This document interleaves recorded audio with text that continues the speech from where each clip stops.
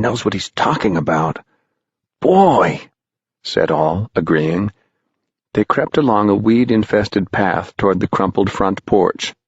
Tom Skelton, alone, itched his bony foot up on the first porch step.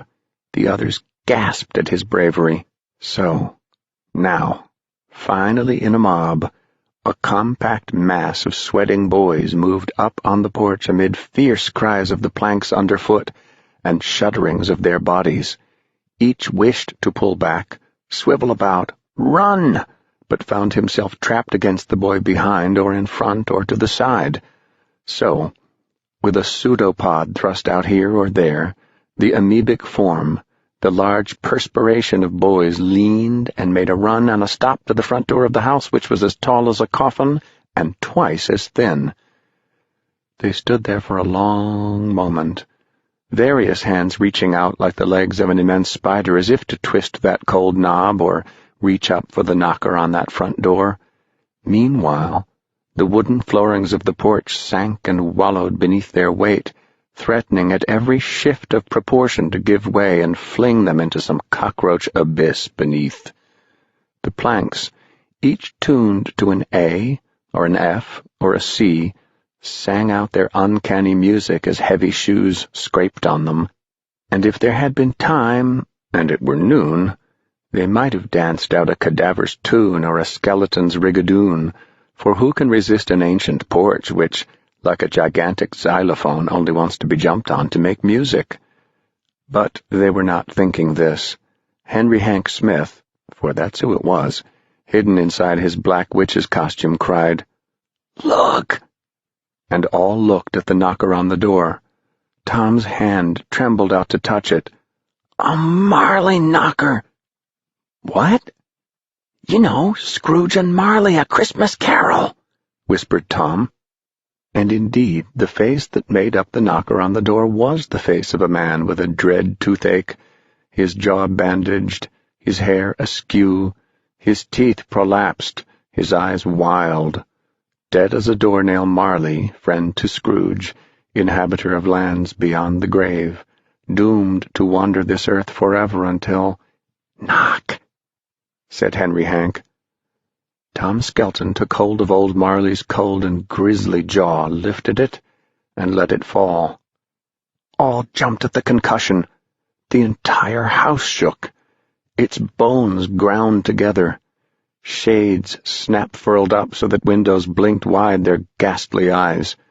Tom Skelton cat-leaped to the porch rail, staring up. On the rooftop, weird weathercocks spun. Two-headed roosters whirled in the sneezed wind. A gargoyle on the western rim of the house erupted twin snorts of rain-funnel dust, and down the long, snaking, serpentine rain-spouts of the house, after the sneeze had died and the weathercock ceased spinning, vagrant wisps of autumn leaf and cobweb fell gusting out onto the dark grass. Tom whirled to look at the faintly shuddering windows. Moonlit reflections trembled in the glass like schools of disturbed silver minnows. Then the front door gave a shake, a twist of its knob, a grimace of its Marley knocker, and flung itself wide. The wind made by the suddenly opening door almost knocked the boys off the porch. They seized one another's elbows, yelling. Then the darkness within the house inhaled. A wind sucked through the gaping door. It pulled at the boys, dragging them across the porch. They had to lean back so as not to be snatched into the deep dark hall. They struggled, shouted, clutched the porch rails. But then the wind ceased. Darkness moved within darkness. Inside the house, a long way off, someone was walking toward the door. Whoever it was must have been dressed all in black, for they could see nothing but a pale white face drifting on the air. An evil smile came and hung in the doorway before them. Behind the smile, the tall man hid in shadow. They could see his eyes now, small pinpoints of green fire in little charred pits of sockets looking out at them. "Well," said Tom, trick or treat." "Trick?" said the smile in the dark. Treat? Yes, sir. The wind played a flute in a chimney somewhere, an old song about time and dark and far places. The tall man shut up his smile like a bright pocket-knife. No treats, he said. Only trick. The door slammed. The house thundered with showers of dust. Dust puffed out the rainspout again in fluffs like an emergence of downy cats. Dust gasped from open windows. Dust snorted from the porch boards under their feet. The boys stared at the locked, shut-fast front door. The Marley knocker was not scowling now, but smiling an evil smile. "What's he mean?" asked Tom. "No treats, only trick." Backing off around the side of the house, they were astonished at the sounds it made. A whole rigmarole of whispers, squeaks, creaks, wails, and murmurs, and the night wind was careful to let the boys hear them all. With every step they took, the great house leaned after them with soft groans. They rounded the far side of the house and stopped. For there was the tree. And it was such a tree as they had never seen in all their lives. It stood in the middle of a vast yard behind the terribly strange house, and this tree rose up some 100 feet in the air, taller than the high roofs and full and round and well-branched and covered all over with rich assortments of red and brown and yellow autumn leaves. "But," whispered Tom, "oh, look, what's up in that tree?" For the tree was hung with a variety of pumpkins of every shape and size and a number of tints and hues of smoky yellow or bright orange. "A pumpkin tree," someone said. "No," said Tom. The wind blew among the high branches and tossed their bright burdens softly. "A Halloween tree," said Tom. And he was right. Chapter 5. The pumpkins on the tree were not mere pumpkins. Each had a face sliced in it. Each face was different. Every eye was a stranger eye. Every nose was a weirder nose. Every mouth smiled hideously in some new way. There must have been 1,000 pumpkins on this tree, hung high and on every branch. 1,000 smiles, 1,000 grimaces, and twice times 1,000 glares and winks and blinks and leerings of fresh-cut eyes. And as the boys watched, a new thing happened. The pumpkins began to come alive. One by one, starting at the bottom of the tree and the nearest pumpkins, candles took fire within the raw interiors. This one, and then that, and this, and then still another, and on up and around, 3 pumpkins here, 7 pumpkins still higher, a dozen clustered beyond, 100, 500, 1,000 pumpkins lit their candles, which is to say brightened up their faces, showed fire in their square or round or curiously slanted eyes.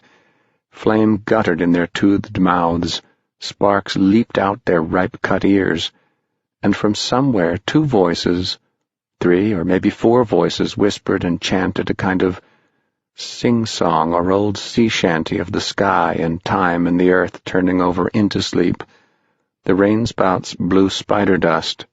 "It's big, it's broad." A voice smoked from the rooftop chimney. "It's broad, it's bright, it fills the sky of All Hallows Night."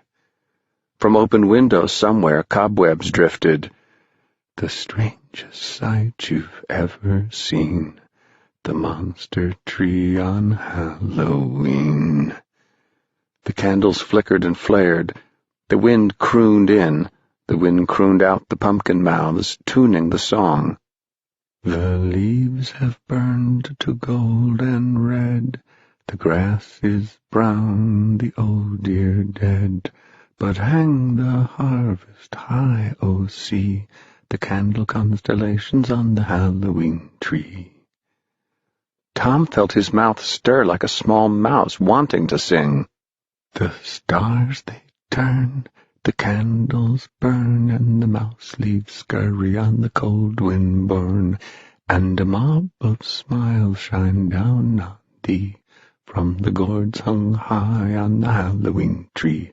The smile of the witch and the smile of the cat, the smile of the beast, the smile of the bat, the smile of the reaper taking his fee, all cut and glimmer on the Halloween tree.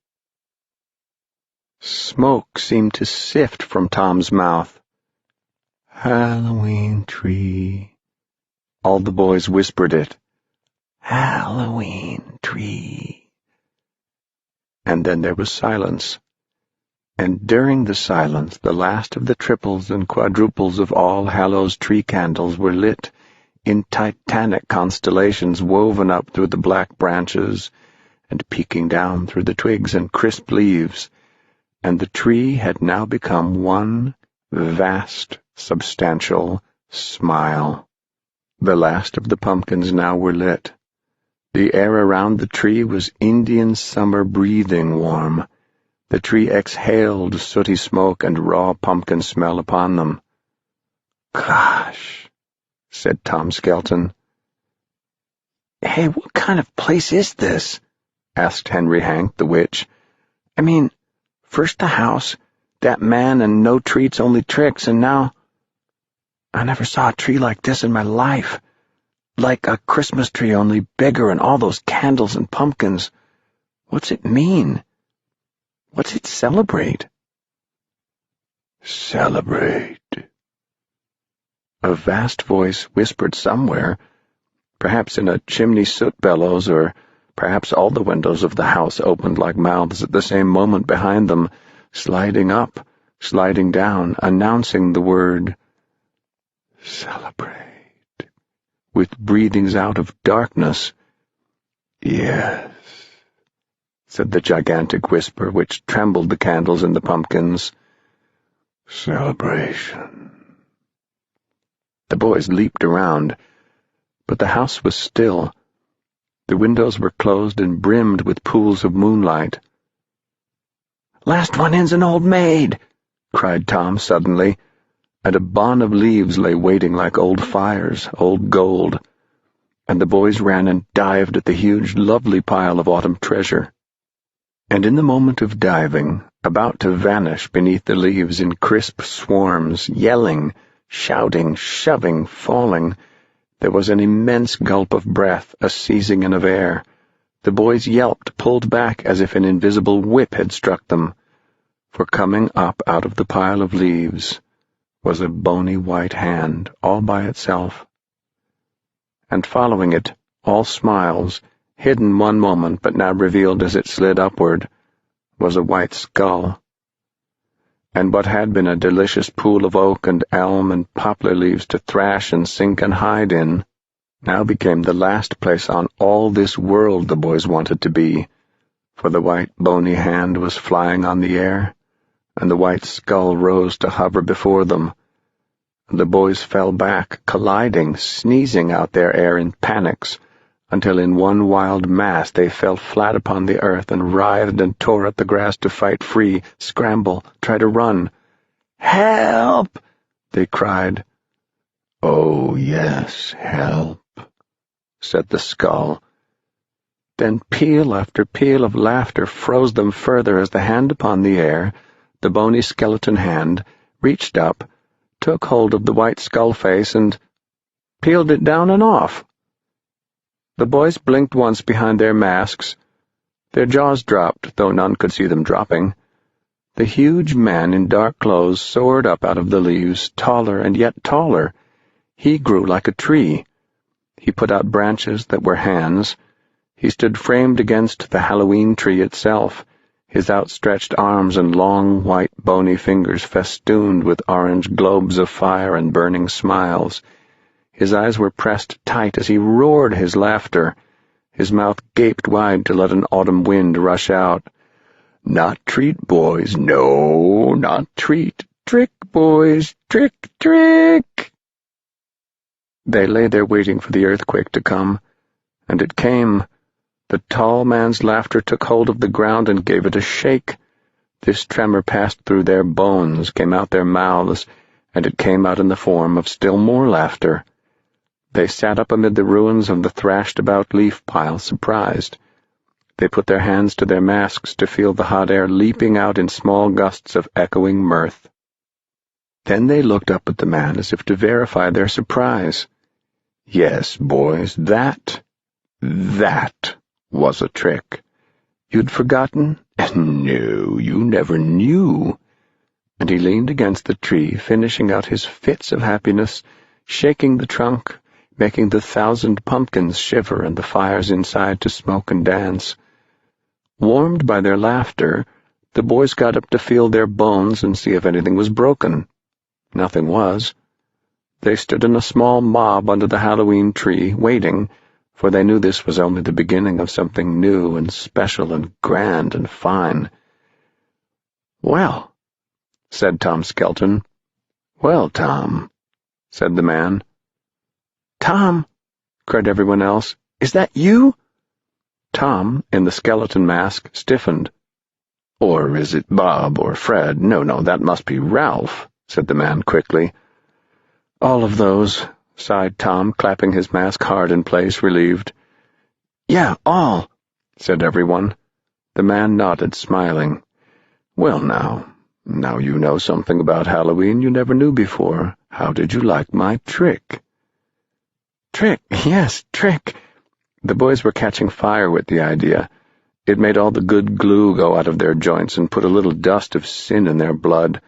They felt it stir around until it pumped on up to light their eyes and stretch their lips to show their happy dog teeth. "Yeah, sure." "Is this what you used to do on Halloween?" asked the witch boy. "This and more. But let me introduce myself. Mound Shroud is the name. Carapace, clavicle, mound shroud. Does that have a ring, boys? Does it sound for you?" "It sounds," the boys thought. Oh, it sounds. Mound Shroud. "A fine name," said Mr. Mound Shroud, giving it a full sepulchral night church sound. "And a fine night. And all the deep, dark, wild, long history of Halloween waiting to swallow us whole." "Swallow us?" "Yes," cried Mound Shroud. "Lads, look at yourselves. Why are you, boy, wearing that skull face? And you, boy, carrying a scythe? And you, lad, made up like a witch? And you. He thrust his bony finger at each mask. You don't know, do you? You just put on those faces and old mothball clothes and jump out. But you don't really know, do you?" "Well," said Tom, a mouse behind his skull-white muslin, no." "Yeah," said the devil boy. "Come to think of it, why am I wearing this?" He fingered his red cloak and sharp rubber horns and lovely pitchfork. "And me this," said the ghost, trailing its long white graveyard sheets. And all the boys were given to wonder and touched their own costumes and refit their own masks. "Then wouldn't it be fun for you to find out?" asked Mr. Mound Shroud. "I'll tell you. No, I'll show you. If only there was time." "It's only 6:30. Halloween hasn't even begun," said Tom in his cold bones.